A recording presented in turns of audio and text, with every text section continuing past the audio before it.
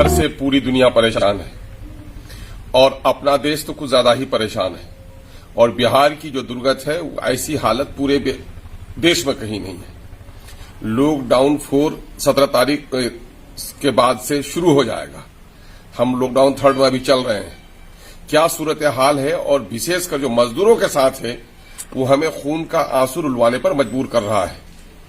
बिहार के जो मजदूर बाहर थे, हमारी पार्टी ने शुरू दिन से मुतालबा किया कि बिहार के जो प्रवासी मजदूर हैं उनके खाने पीने का, उनके राशन पानी का, उनके सुरक्षा का इंतजाम कीजिए माननीय मुख्यमंत्री जी। अगर आपसे यह न हो सके तो उनको घर लौटा दीजिए। बिहार की सरकार ने उन प्रवासी मजदूरों को जिसने खून पसीने की कमाई से बिहार को सींचने का काम किया है उनकी खबर नहीं ली। नतीजा ये हुआ कि भूखे मजदूर घर को चलने पर मजबूर हो गए। वो सड़कों पर उतर आए। बतेहत मजबूरी के केंद्र सरकार को फैसला लेना पड़ा। नीतीश कुमार जी यूपी के योगी सरकार के जरिए से अपने मजदूरों और छात्रों को बुलाने की मुखालफत कर रहे थे, लेकिन जब केंद्र ने फैसला कर दिया तो नीतीश जी भी बादिल नखासा तैयार हुए और अपनी कारकर्दगी का और अपनी तरक्की का ढोल पिटवाने वाले प्रचार मंत्री नीतीश कुमार जी, अब इनका पोल खुल रहा है। अब जो लोग लौट के आ रहे हैं तो इन्होंने जितने भी क्वारंटाइन सेंटर्स बनाए हैं उनकी व्यवस्था कहीं भी दुरुस्त नहीं है। हमारे ये कीमती सरमाया, ये जो हमारे मजदूर बाहर से लौट के आ रहे हैं, यही है जिन्होंने हीरे मोती से बस्ती को नवाजा, घर के छप्पर को उसने बदला। बिहार की तरक्की में उसका बड़ा योगदान है।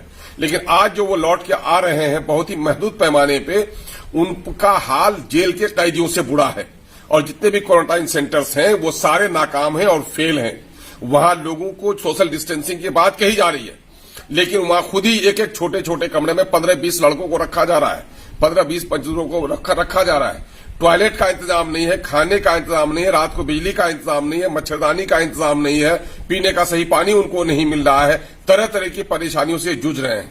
मामला यह है कि आज हफ्ता दिन से लोगों को बाहर से लाने के लिए हुकूमत तैयार हुई है और अब तक 1 लाख लोग आए हैं। और मेरा दावा है, नहीं है बल्कि कई आंकड़े दर्शाते हैं कि माइग्रेंट लेबर की तादाद पूरे देश में सबसे ज्यादा बिहारियों की है।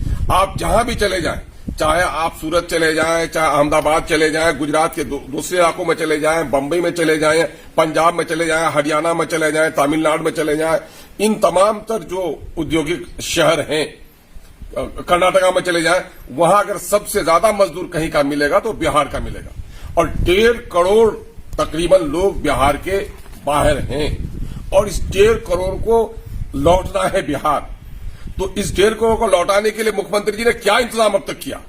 एक तो ये है कि बाहर में रहकर ये डंडे खाए पुलिस के, भूखे हैं, रो रहे हैं, उसकी कोई खबरगिरी आपने नहीं की। आपकी चतुराई तो इसमें होनी चाहिए थी कि जहां ये मजदूर काम कर रहे थे उनके खान पान की व्यवस्था आप कर दिए होते तो ये मजदूर घर लौटने पर मजबूर नहीं होते। इसने अपना मन बना लिया था। लेकिन जब वो बाहर में डंडे खाए और भय के वातावरण में जीने लगे, भूख से रहने लगे, तो घर आने पर वो नाहक बेचारे मजबूर हुए हैं। और जब घर आए हैं तो उनके साथ आप कैदियों का सलूक कर रहे हैं। और जो रफ्तार है, जो अभी आपकी माननीय मुख्यमंत्री जी, आपकी जो अभी मीटिंग हुई है प्रधानमंत्री जी से, आपके दिल की बात फिर भी सामने आ गई है। जब बात चली मुख्यमंत्रियों की मीटिंग में प्रधानमंत्री की कि लोगों को लौटाने की, तो आपने कहा कि ट्रेन का चलाना अभी जल्दबाजी होगी। इसके माने आज भी बिहार के मजदूरों को आप लौटाने पर तैयार नहीं है। आपने 1-1 हजार की जो राशि देने की बात कही थी, हम लोगों ने दावा किया था कि 10% से भी ज्यादा लोगों को नहीं मिला होगा, 10-15% से ज्यादा लोगों को नहीं मिला होगा। पूरे बिहार के 1.5 करोड़ मजदूरों में सिर्फ 28 लाख मजदूरों को 1-1 हजार रुपए दे पाए और ये 1-1.25 करोड़ को अब तक आपने फूटी कौड़ी नहीं दी है। और अब तक आपने हफ्ता दिन के प्रयास में 1 लाख लोगों को लौटाया है। 1 लाख।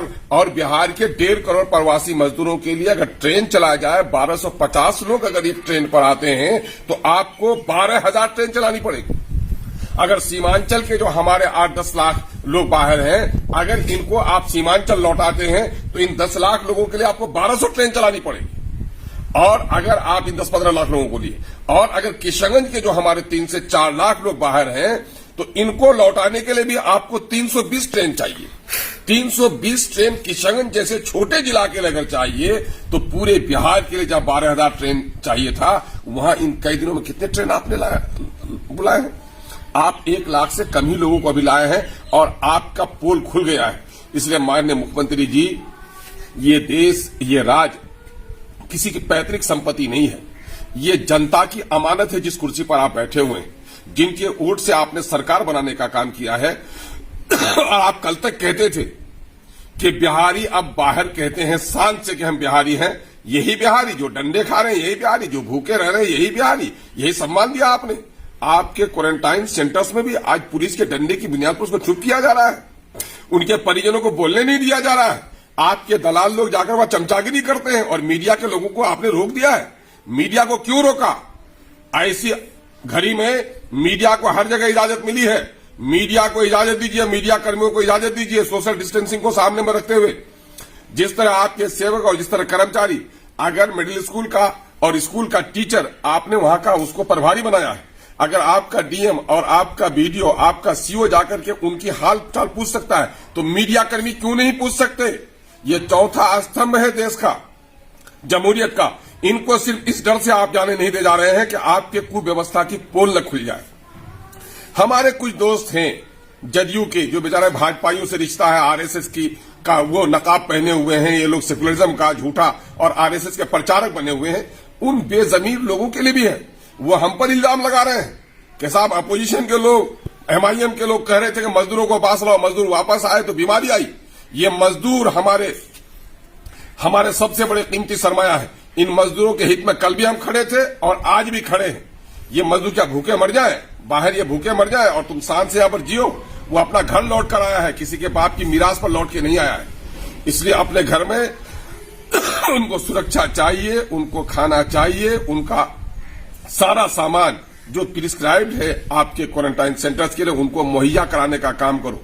हम उन तमाम सत्ता पक्ष के लीडरों से कहना चाह रहे हैं कि अगर मानवता का कोई भी रमक आपके दिल में, दिमाग में बाकी है, तो इंसानियत की इस दुख की घड़ी में राजनीति मत कीजिए, राजनीति रोटी सेकने का काम मत कीजिए, बल्कि मसाइल का हल कीजिए।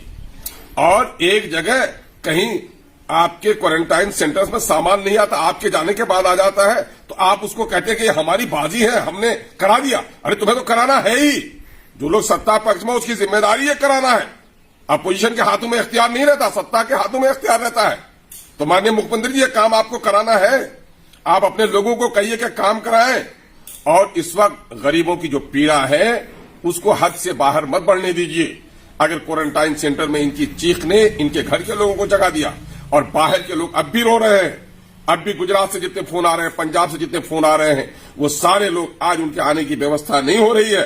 अब भी समय है माननीय मुख्यमंत्री जी कि बाहर में कुछ मजदूर अब भी रहना चाह रहे हैं, उनके राशन पानी और सुरक्षा का इंतजाम कीजिए। अगर ये आपसे नहीं होता है तो उनको घर लौटाइए, लेकिन क्वारंटाइन सेंटर जो आपने बनाए हैं उसको जेल खाना मत बनाइए।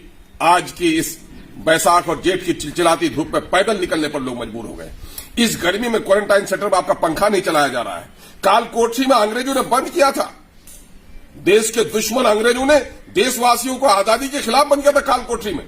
और ये मजदूर जो भाग रचेता है आपके बिहार का, उसके साथ आप ये सलूक कर रहे हैं, ये बर्दाश्त नहीं होगा। पानी नाक से ऊपर हो गया है, लोग तंग आमद, जंग आमद का मामला होगा। अगर लोगों को आपने ज्यादा तंग किया तो कोरोना की इस लड़ाई में सबके सहयोग की जरूरत है। सोशल डिस्टेंसिंग की बात आप करते हैं, उसको फॉलो होना चाहिए, लेकिन जहां जहां आपने लॉकडाउन में सील किया है वहां के लोगों की समस्याओं का समाधान भी होना चाहिए। वहां के लोगों की जरूरी जो खुराक है उनको पहुंचाने की व्यवस्था भी होनी चाहिए। कोविड के मरीजों के अलावा जो दूसरे मरीज हैं उनके इलाज की भी व्यवस्था होनी चाहिए। आज शहरों में बच्चे दूध के लिए रो रहे हैं, अब दूध की दुकानों पर पाबंदी लगा दी है, बैंक पर आपने पाबंदी लगा दी है। एक तरफ गांव में वो 1000 रुपये का भीख की रकम देकर के आपके सोशल डिस्टेंसिंग के पड़ाके उड़ रहे हैं, आपके पीडीएस की दुकानों में पड़ाके उड़ रहे हैं, बदन से बदन सटाकर लोग अपना बैंकों में लाइन लगाए हुए देहातों में। तो आप कहां हैं? ये पूरी नाकामी आपकी है। अब भी होश में आइए, जनता सब कुछ देख रही है, वरना ये जनता जो गद्दी दे सकती है वो ईंट से ईंट भी बजा सकती है।